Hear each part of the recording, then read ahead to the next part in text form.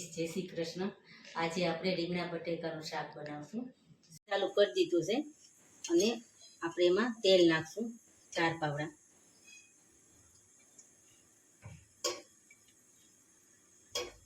આપણે તેલ નાખી દીધું છે અને તેલને ગરમ થવા દઈશું। આપણે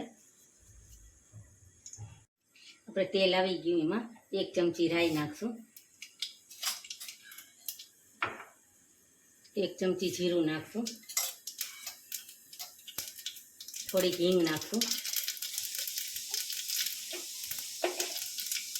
મરચું અને આદુ અને લીમડો એ નાખશું। આપણે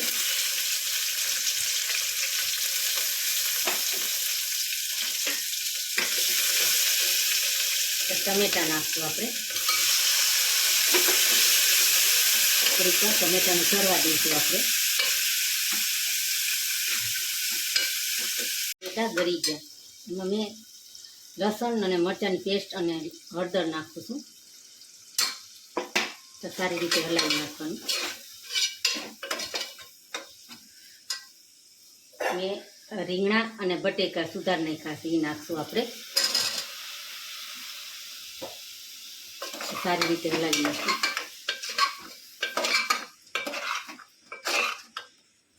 હવે મસાલા કર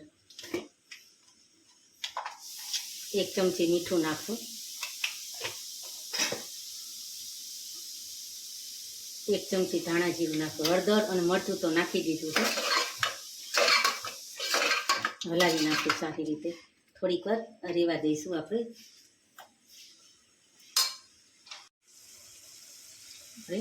1 ગ્લાસ પાણી નાખશું। આપણે સારી રીતે હલાવી નાખશું। આપણે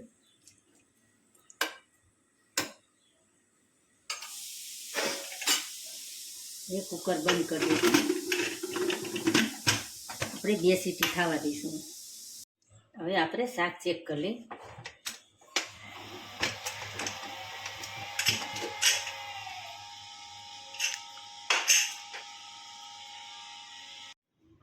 હવે આપણું શાક રેડી છે। આપણે એમાં ધાણા ભાજી નાખીશું।